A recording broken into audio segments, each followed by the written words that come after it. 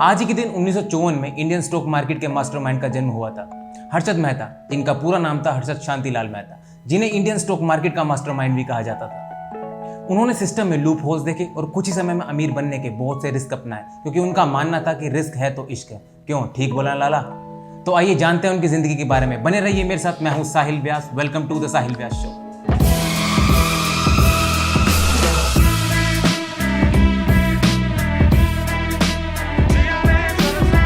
राजकोट, गुजरात में हर्षद मेहता का जन्म एक छोटे से बिजनेस परिवार में हुआ। हर्षद मेहता का बचपन मुंबई में कांदीवली में गुजरा। उसके बाद उनका परिवार रायपुर के मोदापुर गुरु नानक चौक में आकर बस गया।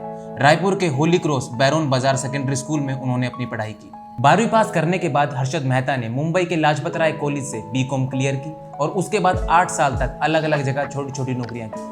बीकॉम क्लियर करने के बाद हर्षद मेहता ने अपनी पहली नौकरी the new India insurance company में एज अ सेल्स पर्सन की और उसी वक्त उनका इंटरेस्ट शेयर मार्केट में जागा। फिर उन्होंने नौकरी छोड़ हरिजीवन दास नैनीदास ब्रोकरेज फर्म में एज अ जॉबर नौकरी की और प्रसन्न जीवन दास को अपना गुरु मान लिया। प्रसन्न परिजीवन दास के साथ काम करते हुए हर्षद मेहता ने स्टॉक मार्केट के सारे पैतरे सीख लिए और 1984 में खुद की Gromo research and asset management नाम की कंपनी की शुरुआत की। उन्होंने बॉम्बे स्टॉक एक्सचेंज में बतौर ब्रोकर मेंबरशिप ली और यहाँ से शुरू हुआ स्टॉक मार्केट के उस बेताज बादशाह का सफर, जिसे आगे चलकर स्टॉक मार्केट का अमिताभ बच्चन कहा जाने लगा। 1990 में हर्षद मेहता की कंपनी में बड़े इन्वेस्टर्स पैसा लगाने लगे थे, मगर जिस कंपनी में पैसा लगाने से हर्षद मेहता का नाम चमका वो थी ACC, associated cement company. Harshad Mehta का एसीसी में पैसा लगाने के बाद मानो एसीसी की किस्मत ही बदल गई। एसीसी का जो शेयर 200 रुपए का हुआ करता था वो कुछ ही समय में आगे चलकर 9,000 रुपए का हो गया।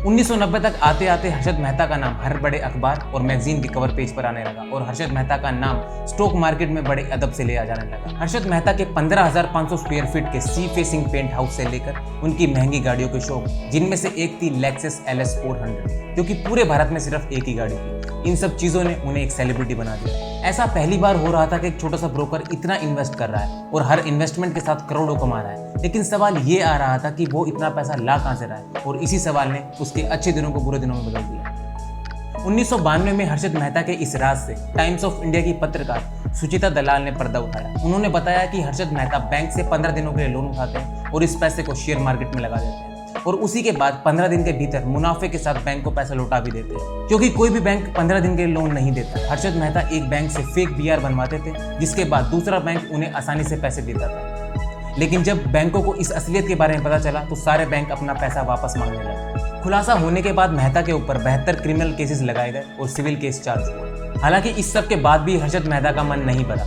इसके बाद वो अखबारों में एडवाइजरी कॉलम देने लगे कि अगर आप इस कंपनी में पैसा लगाएंगे तो आपको फायदा होगा और इस कंपनी में पैसा ना लगाए क्योंकि आपको नुकसान होगा। बाद में पता चला कि हर्षद मेहता उन्हीं को सजेस्ट करते थे जिसमें उनका खुद का पैसा लगा होता था। 1993 में हर्षद मेहता ने उस समय के प्रधानमंत्री PV नरसिम्हा राव पर आरोप लगाया कि उन्होंने इस केस से बचाने के लिए 1 करोड़ रुपए की घूस मांगी है। हालांकि पर्याप्त सबूत न होने के कारण इस केस को खारिज कर दिया गया। हर्षद मेहता पर उस समय काफी केस चल रहे थे, लेकिन उन्हें सिर्फ एक केस में दोषी पाया गया और सुप्रीम कोर्ट ने उनके ऊपर 5 साल की सजा और 25,000 रुपए का जुर्माना लगाया। मेहता ठाणे जेल में बंद थे और 31 दिसंबर 2001 को उनके छाती में दर्द की शिकायत महसूस हुई और उसके बाद जयराम जी। हर्षद शांतिलाल मेहता ने अपने सपने पूरे करने के लिए चाहे कोई भी तरीके अपनाए हो, भले ही वो बुरे थे, लेकिन एक बात तो कहनी पड़ेगी, ही वाज अ मास्टरमाइंड। तो यह था आज के दिन पर द साहिल व्यास शो का एक खास एपिसोड। ऐसे ही एपिसोड और देखने के लिए चैनल को सब्सक्राइब करें और बेल आइकन को भी दबाएं। मिलते हैं एक नए एपिसोड के साथ, एक नई जानकारी के साथ। This is Sahil Vyas. Take care, good bye.